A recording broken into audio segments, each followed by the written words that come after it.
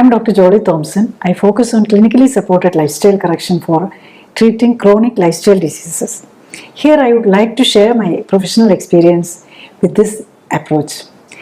This series is about my experience with patients who took clinically supported lifestyle correction to avoid surgery and reduce and stop medication.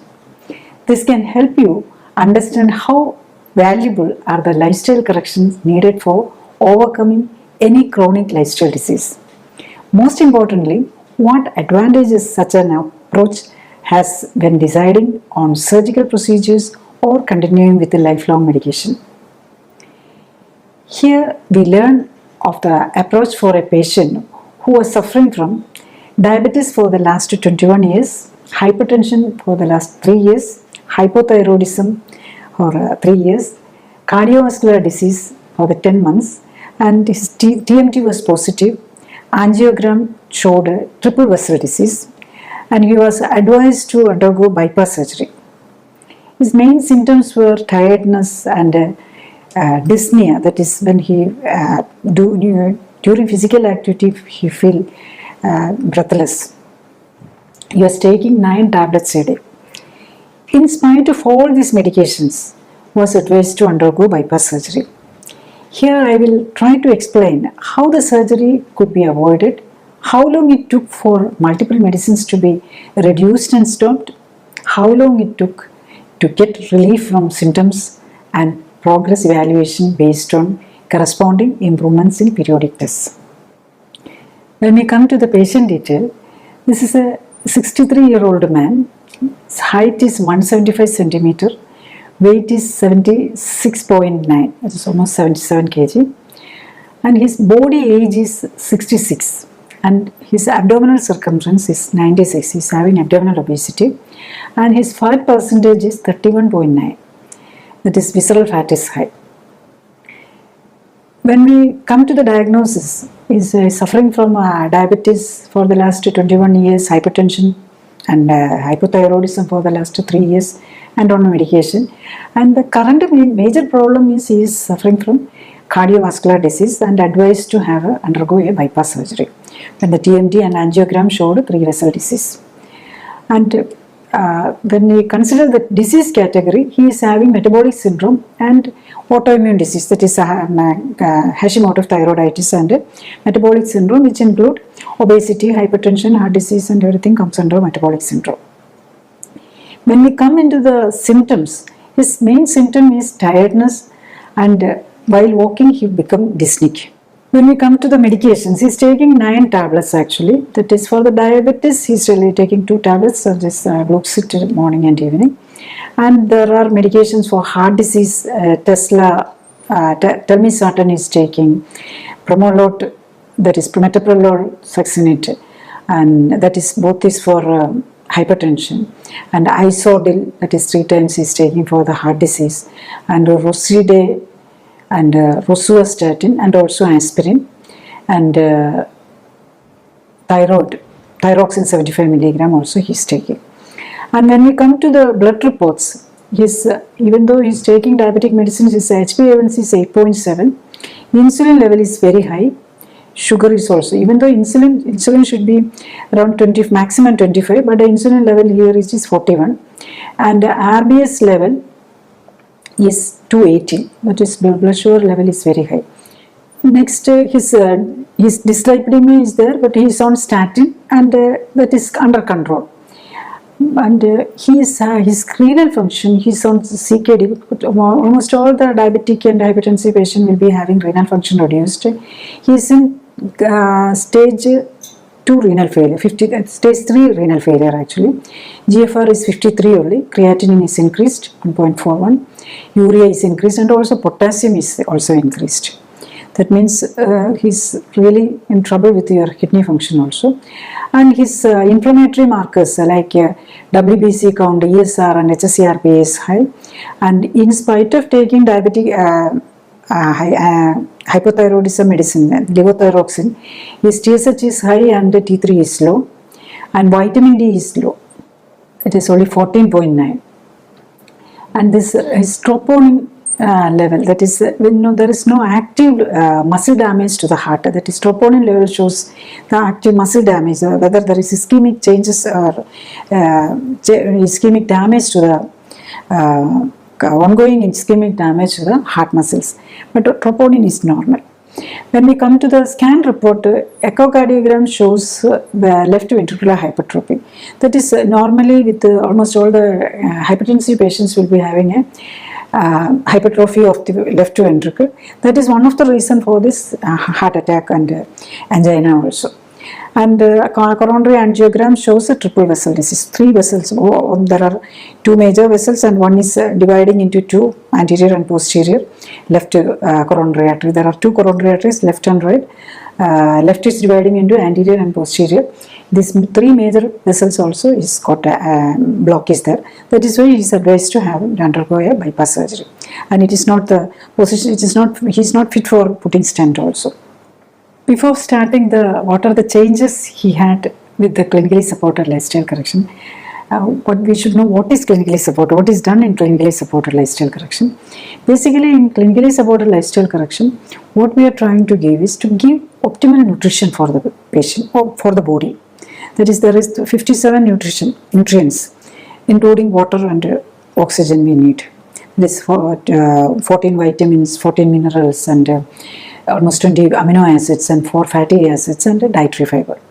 So we are ensuring that all this nutrition is in the correct proportion, and also the body is getting all the stimulation for all the body parts. The only body part we can voluntarily do is our skeletal muscle, that is our muscles attached to the bones. So that is what we are trying to do with this physical exercise and all. So in a special pattern of exercise, we are trying to stimulate all the muscles and bones, and that will indirectly stimulate all the organs, increase the circulation to all body parts, and which will help to the nutrients to reach all the body parts. That is, only when the stimulated body part, the oxygen blood flow will increase, and so that the nutrition will reach there, and also the waste removal also will be possible only with the increased blood flow. So what we are trying to do is to give optimal nutrition, optimal activity, and also to reduce the toxin entering the body. To see that there is avoid this color, preservatives, tastemakers and all in the food. And this patient is already, obesity is there, so there is excess fat in the body. So reducing the calorie also, trying to reduce the calorie to around 650 calories per day, but ensuring all the nutrition, including all the 57, at least 55 nutrients, everything. So if you are doing exercise only, you can absorb more oxygen. So all the 57 nutrients in the correct proportion, and minimizing toxins entering the body, and trying to promote the excretion of the toxins what is inside also. Next, we can look into what are the symptomatic relief patients has got. His main symptom was actually tiredness and difficulty in doing even day-to-day activities. He find it difficult to walk for a short distance itself. Actually, by the 8th day itself, tiredness is reduced to 50%, and by 15th day it is 70%, and 30th day he is saying that he is okay, he is comfortable. And discomfort on walking is also reduced to 60% by the 8th day and 70% by 15th day, and he is almost symptom free by the 30th day. When we come to the medications, the diabetic medicine is stopped on the first day itself. That is, if the patient is type 2 diabetes, that means the pancreas is producing enough insulin. That means the patient is the type 2 diabetes. If the patient is not producing enough insulin, then it is type 1 diabetes. Then we have to deal in a different way. But most of the 90% of the patients are type 2 diabetes. Almost all the 95% of the people who end up with this cardiac problem and all is type 2 diabetes only. So for the first day itself, diabetic medicine is stopped, and BP medication actually by the 8th day, one tablet telmisartan is stopped. 8th day when we came, and by 15th day the primalotin, that is another BP medicine, that is also stopped. Even the isodil, that is for the cardiac, this angina pain and all.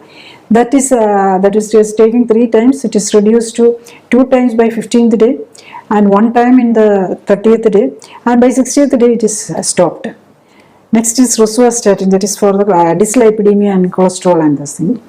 And it is actually, it is a single tablet, Rosuvastatin A, that is actually containing rosuvastatin 10 milligram and aspirin 75. It is split into for the 8th day itself. The tablet is a combination tablet, instead of it is taken separately. Rosuvastatin was reduced to 5 milligram and ecosprin the same dose. And by 8th day, it was rosuvastatin 5 milligram itself is made alternate days, and 30th day is taken twice a day, and after that it is stopped. But his cholesterol value was maintaining normal. And we are reducing the medicine only according to the blood reports, not to blind reduction. Blind reduction is only for this, abrupt reduction is only for the type 2 diabetic medicines. All the other are according to the BP medicines is reduced.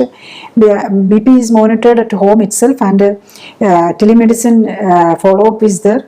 So when the BP is reduced, they will be sending the chart and all, and according to, we will give guidance for the reducing the BP. If when a patient taking BP medicine, when the patient is on clinically supported lifestyle correction, if the BP is going down, if you don't reduce the BP medicine, the patient may get giddiness and all.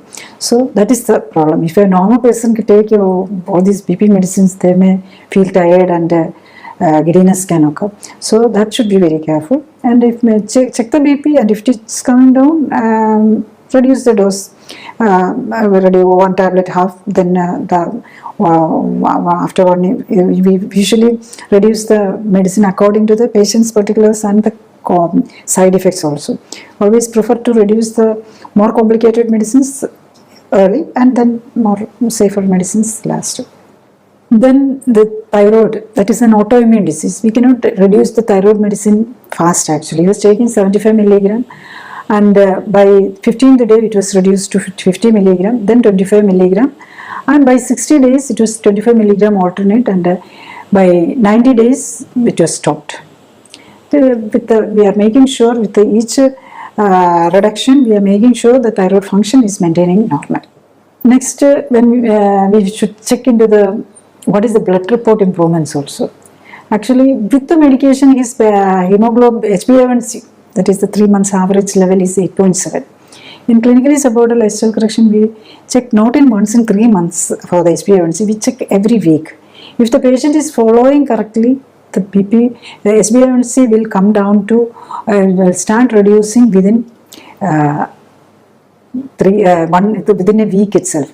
Actually, for this patient, his HbA1c on 8.7 to, with the medicine, to after stopping, it has come down to 8.6 in the next week itself, and 8.3 by 15th day, and 7.9 in 30 days, and 7 in 60 days, and by 90 it has come down to 6.6.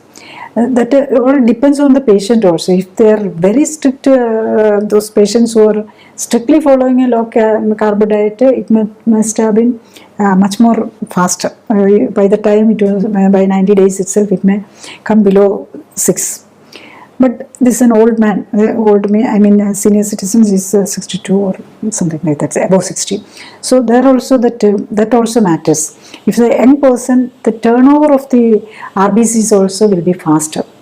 Because if the HbA1c get corrected, that means the damaged blood RBCs, the red blood cells, has to be replaced with the newer healthy cells.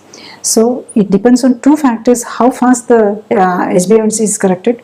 One is the patient should be taking all the nutrients in the correct proportion, and second thing, they should the age of the patient also.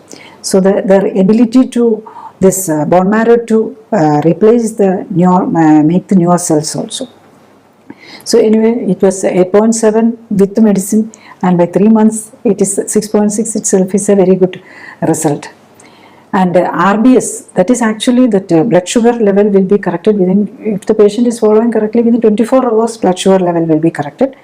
And in the 8th day when you come, it is only 92, and it is blood sugar. That is not the fasting blood sugar, it's only a random blood sugar we are checking. That itself is 92.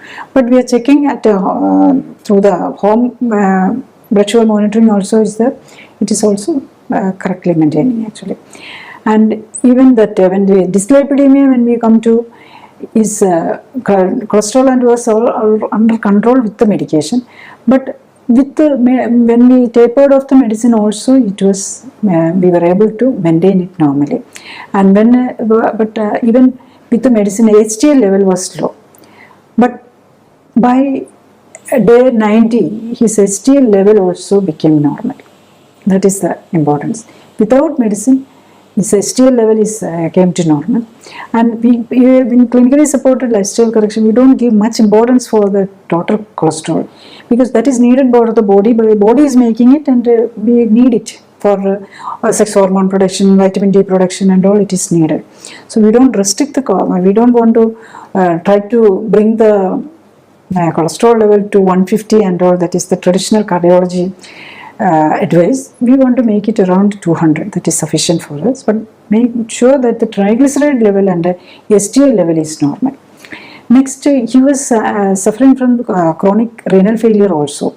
His GFR was 53 actually, and it was increased to 64 in the 8th day, 67 in 15th day, and 72 in 30 days, and 76 by 60, and 81 by 90th day. So it is not actually, if the patient if we want to bring it up above 90, that is ideal. Anyway, it was in the stage 3 to it brought up to stage 2. That means it is in the safe level. It is he's already 60 plus, and if he maintains his health, he will not go for a renal failure at all. And all the renal parameters, not only GFR, creatinine, blood urea, so potassium level, it was initially high. It is the 8th day onwards, potassium is maintaining normal. All the renal parameters came to normal, and the blood reports also, the inflammatory markers, WBC, and especially for this cardiac patients, we give specific importance for the HSCRP. By the 8th day itself, HSCRP is come to normal. So that is why we are confidently we can reduce this blood thinness also. Only when the troponin level and the HSCRP is normal, only we can stop the taper of the blood thinness. That is, his troponin was initially itself is okay, and by 8th day, HSCRP is normal. Even the blood cholesterol and all is under control, so we can safely taper off the blood thinners also for this patient. And when we come to the thyroid, his thyroid patient also, thyroid functions, his thyroid function was abnormal. TSH was high in the initially, but without any increase in the dosage of levothyroxine, it came down to it. By 8th day, it came down to normal, and we gradually tapered off the medicines. All by the 90th day, throughout it was maintaining normal, and vitamin D level was low, and it is come to corrected to a normal level. So almost all the blood parameters came to by 90 days. Everything is keeping normal. Next, when we come to the body, what is the changes happened in the body? Actually, in clinically supported lifestyle correction, what we are trying to do is correcting the body parameters at a gross level, that is at the appearance level itself, and the body weight and all, and also at a micro level, that is at a cellular level. So in this patient, macro level correction, he's a 63-year-old man. His body age was 66, that is 3 years accelerated aging is there, and his height is 175 centimeters. His weight was 77.2. It was reduced to 74.7 in 8th day, and by 30 days it was 71, and 60 days 68, and then at 90 days it is 65.8 kg. And the BMI also has a corresponding decrease, and as 25 it was initially, and it is 21.5 by the 90th day. And BP, he was on multiple medication for the BP, but with the medicine his BP was 130/80, but without medicine on the 8th day itself 122/79, and it was maintaining normal throughout, and gradually BP medicine was reducing. Actually, its home monitoring chart was showing much below, much more lower. Even it was going 160 and all, and he was complaining if my BP is going low. So when the BP is going low, we start reducing the medicine is very important when the BP in the clinically supported lifestyle correction. And even many patients will be on a very low sodium diet, that many will be having a low sodium level also. In that patients, we ask them to increase the sodium intake also. We give specially formulated salt also for this. The correction of sodium potassium ratio is very important. For as a nutrition supplement also, we are giving specially formulated salt also to make sure that the body sodium potassium balance is normal.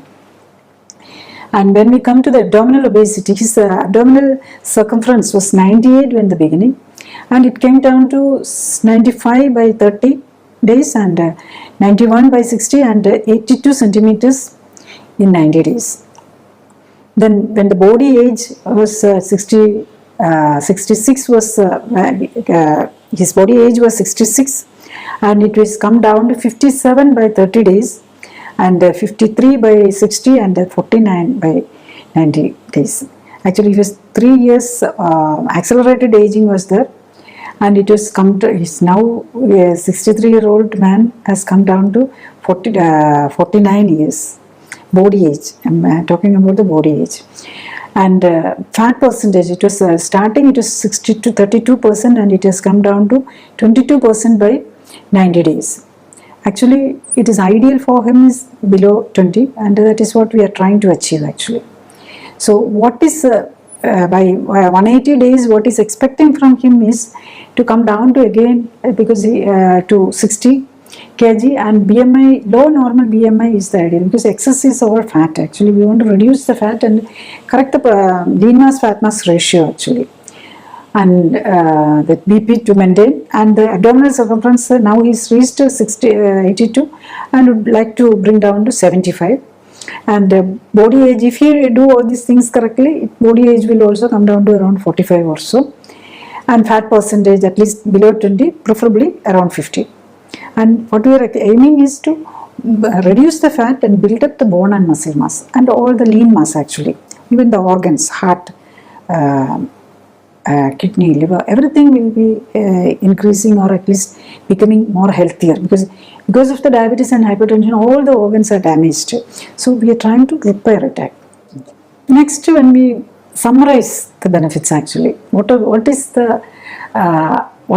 the patient's benefit over the conventional treatment, like going for bypass surgery and the medication and the clinically supported lifestyle correction is basically he is symptom free. He has gone for all this checkup, and everything is for the his discomforts actually. So that is over by 15 days. It is the symptoms is symptom free.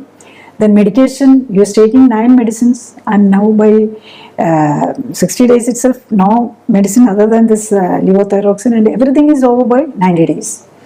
And even if he was advised to do a bypass surgery, but even if he do a bypass surgery, he has to continue all these medicines and maybe more medication. Especially he has to undergo bypass surgery is a major surgery. So you are actually cutting open your thorax, that is the upper chest, you are making a incision. Actually we are saying the skin incision only. Actually there is a strong bone called sternum here, and it is cut open just like it's a mechanical machine using. This bone is very strong, no? Especially the sternum is a very strong bone. It is cut using electrical mechanized instrument and all, and opening the heart, and even the opening the cardiac layer, and then we are visualizing the blood vessels. Actually this heart coronary arteries are passing over the heart, it is passing, and seeing the heart vessels, and then you are taking an artery from the leg, or taking veins from the leg, and it is connected to the aorta, and connecting it to the where the vessel blockage is there, and that is why how we are bypassing the block. For a diabetic patient, the problem is there may be micro blood vessels also affected. So it may not be that bypass surgery also may not be that beneficial for a diabetic patient actually.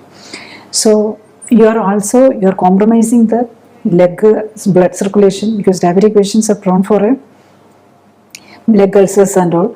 So because the you are taking around vein from there and all, there is the chance for, if the blood vessel circulation is compromised, chance for future ulcers and all is high.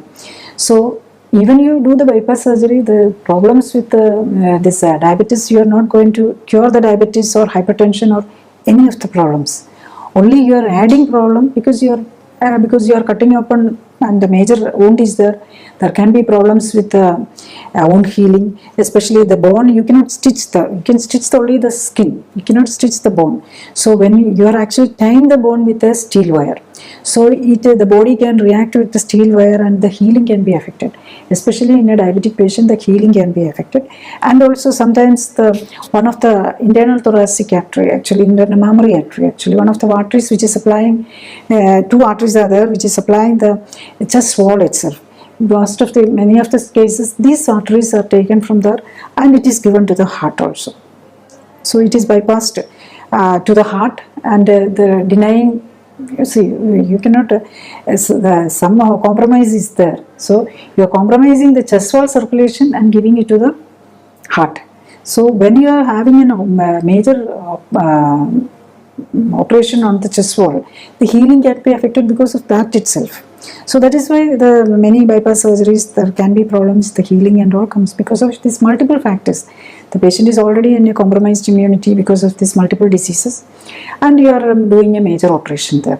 And also there is chances of this heart-lung machine is connected, and your even the whole circulation is connected to another machine, and there can be micro infarcts can occur, and it can create minor strokes, major strokes, and so many complications which can come with the bypass surgery also, even if it is a reasonably successful operation also. So all these things this patient can overcome. And say, even after surgery, you will be continuing as a patient, but with the with the lifestyle correction, you can become a normal person without a disease actually. If the patient is able to follow the thing, within 3 months, another 3 months, the HbA1c will be coming down to around, we are actually aiming to bring down the HbA1c also to 5.5 by 180 days. The result will be totally dependent on the patient also.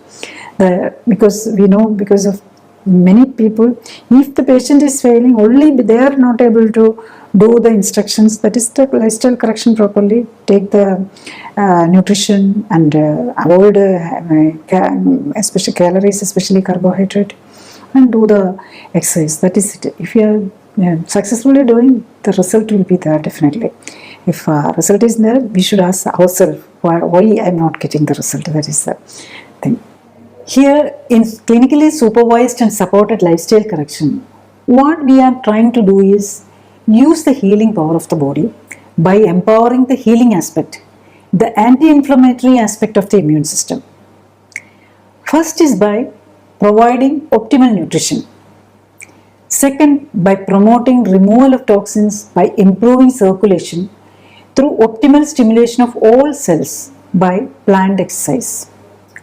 Third, minimizing toxins entering the body through food, water, air, and cosmetics. Diabetes, hypertension, heart disease, liver disease, kidney disease, obesity, stroke, allergies, autoimmune diseases, and cancer come under the umbrella of lifestyle diseases. 90% of the medications and 90% of the surgeries are for lifestyle diseases. This means that 90% of the medicines and 90% of the surgeries can be avoided. In the case of any lifestyle disease, the best treatment begins with the first step of diagnosing the underlying fault in lifestyle, that is the cause of the disease. Next is corrective measures to rectify the damage and overcome both the disease and the need for continued medications and surgical interventions.